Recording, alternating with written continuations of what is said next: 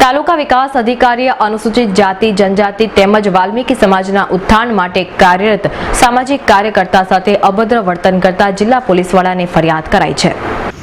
નીચલા તેમજ કચડાયેલા વર્ગોના સર્વાંગી વિકાસ માટે કાર્યરત અને સ્વાભિમાન સંગઠન ચલાવતા કિરણકુમાર ગોપાલભાઈ સોલંકી રેઠાણ મ્યુનિસિપલ કોલોની ગોપી સિનેમા આણંદનાને આણંદ તાલુકાના ગાના ગામે ગ્રામ પંચાયતે અસ્પૃશ્યતા આચરવાના બદ ઇરાદાથી વાલ્મીકી સમાજના ફળિયાની ચારે બાજુ દિવાલો ચણી લેતા વાલ્મીકી સમાજને ભારે અગવડતા પડતી હોવાથી દિવાલને દૂર કરવા માટે 25 એપ્રિલના રોજ આણંદ જિલ્લા સમહર્તાને આવેદનપત્ર પાઠવવામાં આવ્યું હતું, જેથી કલેક્ટર કચેરી આણંદ દ્વારા સંપર્ક કરવા જણાવતા સામાજિક કાર્યકરે તાલુકા વિકાસ અધિકારીનો સંપર્ક કરવા છતાં પણ કામ ન કરીને સામાજિક કાર્યકરને 6 મહિના સુધી ધક્કા ખવડાવવામાં આવ્યા હતા।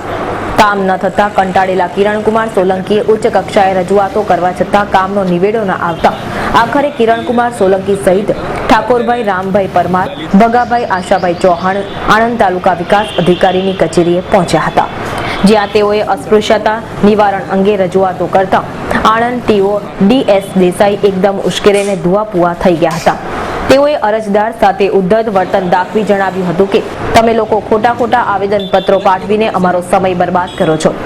મારે કલેક્ટર કચેરીમાં મીટિંગ છે, તેમાં હું તમારો કેસ 15 વર્ષ જૂનો છે, હું કશું કરી શકું તેમ નથી તેમ કહીને જોરથી બરાડા પાડતા કિરણકુમારનો શર્ટ પકડી બહાર કાઢી મૂક્યા હતા। સામાજિક કાર્યકર કિરણ સોલંકીનો માન ભંગ કરી ઉગ્ર સ્વરે જણાવ્યું હતું કે તારી સમાજ સેવા બંધ કરી દે, નહીં તો પોલીસ કેસમાં ફિટ કરાવી દઈશ। સમાજ સેવાનું કામકાજ બંધ કરી દે, નહીં તો તને જાનથી મારી નાખીશની ધમકી આપી હોવાનું અરજદારે પોલીસ ફરિયાદમાં જણાવ્યું છે। મારું નામ કિરણકુમાર સોલંકી છે। ગતરોજ 3/12/2016ના જે તાલુકા વિકાસ અધિકારીની કચેરીમાં અમે જે ગાના ગ્રામ પંચાયતમાં જે દિવાલ ચણી લીધી છે અને અસ્પૃશ્યતા પાડવામાં આવે છે પંચાયત દ્વારા, એની વાત કરવા ગયેલ તો મને જે તાલુકા વિકાસ અધિકારી છે એકદમ અકરાઈ ગયેલા અને મને કહેવા લાગ્યા કે તું ખોટી આવા બધા આવેદનપત્રો આપે છે, એટલે અહીંયાથી ઊભો થઈ ગયા ચાલ એમ કહીને મોટાથી બૂમો પાડીને મારું કોલર પકડીને મને ઊભો કરીને અને બહાર ધક્કો મારી દીધેલ।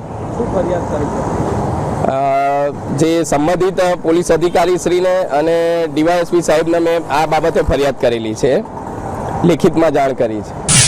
શું ઘટના બની હતી સર? ઘટના એ છે કે એમને કલેક્ટર સાહેબને આવેદનપત્ર આપેલું એમની રજૂઆત મેં બહુ શાંતિથી પહેલાં સાંભળી હતી। મને 2-3 વખત મળ્યા હતા કે ભાઈ આનું સાહેબ તપાસ કરો, આપણે અરજદાર કોઈ પણ આવે બહુ શાંતિથી સાંભળ્યા છે। એમને તારીખ મને આપી કે સાહેબ હું કાલે સવારે ગાના આવીશ અને હાજર રહીશ, તમે આવી જજો। 3/12 હું ગયો ત્યારે પોતે હાજર રહ્યા નથી। ફરી અમે ત્યાં લોકો પંચાયતમાં બેસી સરપંચ, સામાજિક ન્યાય સમિતિના ચેરમેન એ બધા સાથે રાખી હકીકત જોઈ। પ્રશ્ન 14 વર્ષ જૂનો હતો, 14 વર્ષ જૂનો પ્રશ્ન હતો। કોર્ટના આદેશ મુજબ ત્યાં દબાણ દૂર કરેલું છે। સામાજિક ન્યાય સમિતિના ચેરમેનને પૂછ્યું, પંચાયતમાં ગ્રામ પંચાયતે ઠરાવ કરેલો છે, એ આધારે કોઈ તકલીફ નથી। ત્યાર પછી મને અહીંયા આવી અને અરજદાર 1:30 વાગે હું આવ્યા, પછી અહીંયા અરજદાર બેઠા હતા, મેં શાંતિથી સાંભળ્યા। એમણે ઉગ્ર ભાષામાં મારી જોડે વર્તન કર્યું, શરૂઆત એમણે કરી છે। વહીવટમાં મારે દખલગીરી કરી, વહીવટમાં મારો સ્ટાફ ભેગો થઈ ગયો। પછી ભાઈ કે હવે આ વસ્તુ ના થાય, મેં કલેક્ટર સાહેબને રિપોર્ટ કરીશું, પછી તમને જણાવી દઈ શકું। મેં કલેક્ટર સાહેબને 3/12 રિપોર્ટ કરી દીધેલો છે એ બાબતે। એસી વિશેષ કંઈ નહીં કહું, મેં એમની સાથે કોઈ આપશેટ કે કોઈ વસ્તુ મેં કરી નથી। ખ્યાલ આવી ગયો? આપની તરફથી શું એમની સામે? મેં પૂરેપૂરા અરજદાર તરીકે સાંભળ્યા છે, એમની અરજદાર સાથે કોઈ વસ્તુ નથી, એમને શાંતિથી સાંભળ્યા, પણ એમની જે ભાષા હતી મારી સામે એ બહુ વસ્તુ જુદી હતી।